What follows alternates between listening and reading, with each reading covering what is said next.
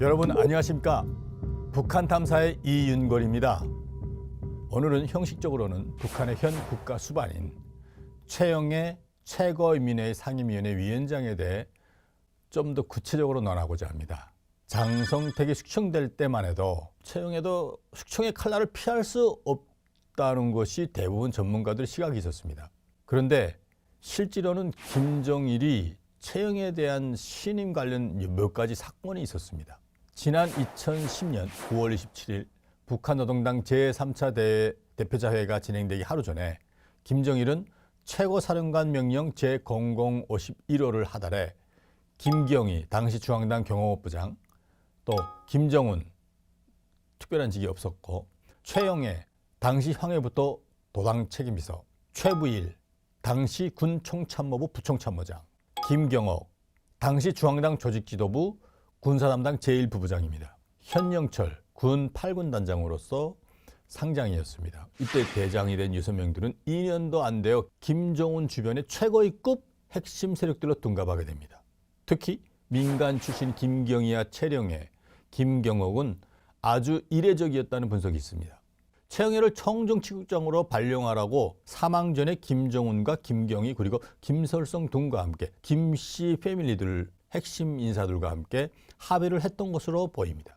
당시 김정일은 어렸을 때부터 잘 알아서인지 그의 여러 가지 행보에 대해서 주저했다고 합니다. 김정은에게 최영애가 앞으로 막강한 권력을 잡은 다음에도 충성할지는 시간을 좀 두고 보는 것이 타당하다고 김정일은 인정했다고 합니다. 또한 갑자기 처음부터 차수급 청정치국장에 발령한다면 최영애를 군부의 원로 선배들의 시기로 형평성에 문제가 생길 것이라는 배경도 있었다고 합니다. 우선 군부 내 청년동맹, 그들을 지휘해야 된다는 명분으로 사실은 최영애에게 대장 칭호를 주고 그를 당중앙의 정치국 후보위원, 중앙당 근로단체부 비서 겸 부장으로 올려놓고 김정은에게 만일을 대비하여 그의 충성심을 검토하여 보라고 지시합니다.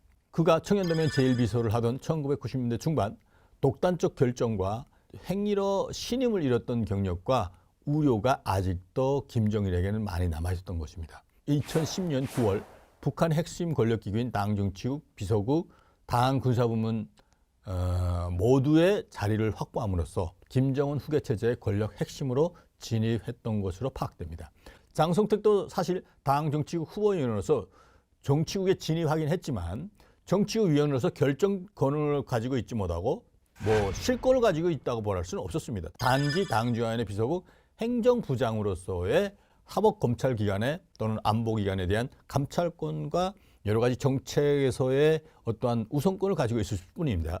더욱이는 군대장 칭호도 받지 못했다는 것을 상기할 필요가 있습니다. 또한 최영애는 김정일과 매우 가까운 사이였다는 것을 주목할 필요가 있습니다. 어렸을 때부터 김정일을 형이라고 부를 정도로 친밀한 관계를 유지했는데 최영애의 아버지인 최연과 김일성의 집요하고 가까웠고, 이로 인해 김정일은 최영애를 인간적으로도 신뢰했고 최영애도 김정일에게 감사의 마음을 자주 표현했다고 합니다. 그때 당시 이러한 연구로 인해서 최영애가 쉽게 말해서 그 90년대 말에 어마어마한 사건에 말려들어서 중앙당에서 이제 그 최영애 집을 가택 수색했을 때도 미화 15만 달러 정도가 덤뭉치가 발견됐고, 청년동맹 산하의 예술선전대 가수 및 무용수들을 김정일의 기쁨조처럼 제가 김정일처럼 생각했겠죠. 방탕한 생활도 하고, 그때 이러한 연구로 인해서 김정일은 그에 대한 신뢰를 100% 가지지 않았다는 측면을 말하고 싶은 겁니다. 하지만 최영애는 2003년 당중앙의 총무부장으로 다시 복귀했고 2006년에는 황해북도 도당 책임비서로서 다시 승진의 기회를 걷기 시작합니다. 2012년에는 김정일 사망 후 제4차 당대표자회에서 조선인민군 청정치국 국장으로 승진하면서 군 차수 계급도 동시에 받게 됩니다. 또한 당중앙위원회 정치국 상무위원과 당중앙군사위원회 부위원장에도 선출되었고 2012년 4월 최고인민회의에서 국방위원회 위원으로도 선출되면서 명실상부한 북한의 거의 장성택과 비슷한 인물로 점 찍어지게 됩니다. 최영애는 2012년 4월 북한 내각과 군부 사이에 갈등이 깊어진 중요한 인물이기도 합니다. 당시 군부는 그때 미사일 발사로 인해서 북한의 군사력을 과시하는 중요한 계기가 있었는데 그것이 실패했던 적이 있습니다. 4월 달에. 그때 229 합의라는 북미 간의 비공개 협상이 이뤘었는데 북한이 핵 개발이나 ICBM 같은 개발을 일정하게 중단하는 대신에 미국이 식량 지원을 약속한 내용이 있었습니다. 근데 그때 미사일 발사하는 통에 그 받게 된 그 식량도 제대로 못 받았다. 그로 인해서 구 내각은 군부를 압박해서 군이 비상군량미로 보유하고 있던 24만 톤의 식량을 농촌 지원용, 다시 말해서 북한에서는 5월 달, 6월 달 초까지 전 주민들이 동원돼 가지고 농촌지에서 그 모내기 같은 거 하는 걸 다 도와주고 있거든요. 그런 때 필요한 식량을 군에서 내라고 했던 적이 있습니다. 군부의 고위 인사들이 사실은 내각에 대한 불만을 표출하면서 군부와 내각 간의 갈등은 더욱 심화되었는데 국방위원회 원로들까지도 사실은 최영림을 지지하면서 내각을 간접적으로 지원하게 되었고, 이로 인해서 최영애는 군 내에서 혼자 고립된 독불장군처럼 행동하는 인물로 여겨질 정도로 좀 어려워졌던 적이 있습니다. 군부는 전통적으로 민간 출신을 깔볼 문화도 강한 데다가 이러한 문화 속에서 최영애의 파워가 얼마나 오래 갈지에 대해서 의문이 많이 났던 정도 있을 정도였습니다. 그렇게 구의 정치적 입지가 어떻게 변화될지 주목을 받을 정도로 좀 위태스러웠습니다. 하지만 지난 시기 거의 8년 동안 혁명화를 통해서 고생한 최영애는 필요하다면 자기의 입시 출신을 위해서 머리도 조아릴 수 있는 정치적 유연성도 동시에 가지고 있었음을 참작할 필요가 있습니다.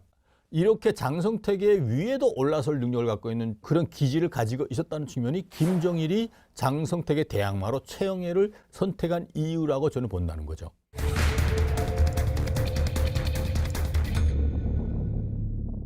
최영애의 역할은 가면 갈수록 더 커지기 시작했습니다.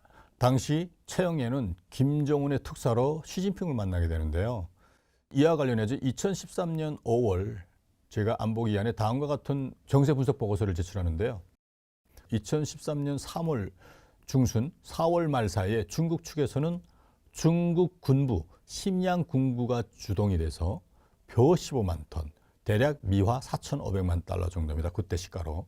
밀가루 7만 톤, 미화 3,500만 달러 정도. 또 일부 피복 및 의료용 장비, 외과 수술 장비를 중심으로 약 미화 1천만 달러 정도, 쉽게 말해 전략 물자들이 대규모로 북한의 의주 및 만포, 장백 지역 등 밀수가 활발하게 진행되는 지역으로 급속히 수급되었다는 보고가 있었습니다. 어떤 이유에서 이런 물자들이 갑자기 들어갔을까요? 지금까지 쌀로 주면 주었지 벼로 준 경우가 거의 없었습니다. 중국 정부는 북한에 이제 식량을 줄 때. 또한 중국도 항상 밀가루를 현금 혹은 대체 물자, 북한의 광물 석탄으로 갚는다는 전제로 주었음에도 불구하고 역사가 없던 이러한 대대적인 수급 정치를 취한 것은 유엔 제재 문제로 북중 고위급들 사이 모종의 정치 및 군사적 거래가 진행되었다는 것으로 해석할 수 있었습니다. 최영애의 중국 방문은 원래 김정은이 가도록 되어 있었는데 이때 북한의 대미, 대중 강경우도 미사일 및 핵실험이 불거지면서 중국 정부로서는 상당히 부담스러워했던 것입니다.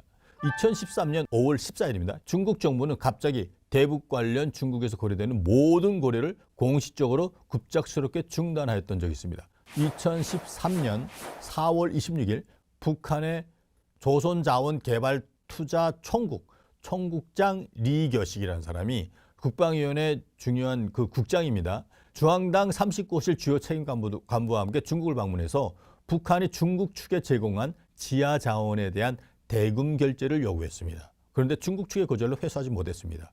바로 이 문제를 해결하기 위해서 최영애가 방중을 했습니다. 중국 정부는 북한 측의 요구를 역시 들어주지 않았습니다. 중국 측은 북한의 3차 핵실험에 대한 적극적인 불만의 표시를 한 셈이라고 저는 판단했고, 최영애는 이후 대장으로도 강등됐고 2014년 3월에는 사이어 문화회관 방화, 그다음에 건강이 나빠지고 있다, 이걸 사실은 좌천시켰는데 해임되자마자 근로단체 및 보건체육 담당 옛날 그 비서로 다시 가게 됩니다. 실질적인 이유는 또 따로 있었습니다. 최영애는 이남 일녀의 자식이 있는데요. 첫째 아들이 북앙무역총회사의 마카오 지사에서 지사장으로 있었는데 비리 행위가 발견됩니다. 그리고 최영애의 딸이 국방위원회 직속 신성무역회사 사장으로 있었는데 최영애의 사촌의 자식이 있었는데 그 사람하고 연길과 낮은 선봉에 중간 이제 거래 회사를 만들었습니다. 무역 회사를. 그래가지고 평양시 그때 건설을 어마어마하게 대규모로 진행될 때 평양시 건설에 중국산 수입 물자를 수입하는 일을 했거든요. 그때 또 비리가 발견됐습니다. 그 연대적 책임으로 최영애가 사실은 권좌에서 밀려나게 되는 겁니다. 2015년 11월 다음과 같은 사실을 보고했던 적이 있습니다. 2015년 11월 초에 이울설의 전 허위사령관의 사망 관련 장의위원회에 불참했다고 언론에서 나와가지고 최영애가 실각됐다고 막 그랬댔는데 저는 그때 당시 여러 가지 이유로 최영애가 비록 일정한 잠깐 자리를 옮게 되겠지만 다시 재신임을 받아서 아마 다시 나올 것이다. 근데 그때 당시 많은 언론과 방송들에서는 실각돼가지고 사라질 것이라고 추정했었거든요. 이유는 장성택이 사람이었기 때문에 역시 그럴 것이다는 것이 사실은 관건적인 핵심 이유였습니다. 일부 타복자들은 최영애가 뭐 김경희와 싸움을 하다가 당중 뭐 관련돼 가지고 얘기도 있었고 뭐 여러 가지 신빙성 없는 여러 가지 논의들이 나왔지만 사실은 원래는 진짜 숙청당할 뻔했죠. 왜냐하면 자식들도 그랬지 또 여러 가지 몸도 아프지. 그런데 최영애만은 여기서 이미 벗어나게 된다는 거죠. 최영애는 결국은 당 조직비서까지 올라갔다가 현재 최고인민회 상임위원회 위원장, 다시 말해서 뭐 공식적인 수반이지만 실권 없는 데까지 가죠. 최영애가 지금까지 여러 가지 부침이 있었지만 존재하고 숙청되지 않았던 이유는 여러 가지 중에서 사실 김씨 패밀리의 최영애에 대한 신뢰가 일정하게 있었고 최영애가 원래는 청년동맹 비서 출신이라고 그랬잖아요. 북한에는 청년동맹이 당의 사실은 예비대라고 말할 수 있을 정도로 거기에 나왔던 이제 어떤 능력이 있고 참신한 애들이 중앙당에 많이 가고 있습니다. 그렇기 때문에 중앙당과 군부에 최영애 사람들이 알던 또는 걔가 인사사업을 했던 사람들, 청년동맹 비서할 때 이런 사람들이 많이 갔기 때문에 최영애가 조직지도부장을 하면서 일정한 지위까지 올라갔다가 지금은 최고인민회 상임위원회 위원장이 됐다 할지어도 최영애가 북한 권부 내에서 차지한 위치는 되게 높다. 앞으로 다음번에는 우리 정보의 신빙성이 왜 그렇게 알 수 있는가에 대한 더 구체적으로 얘기할 시간을 집중해서 기다려주길 바랍니다. 감사합니다.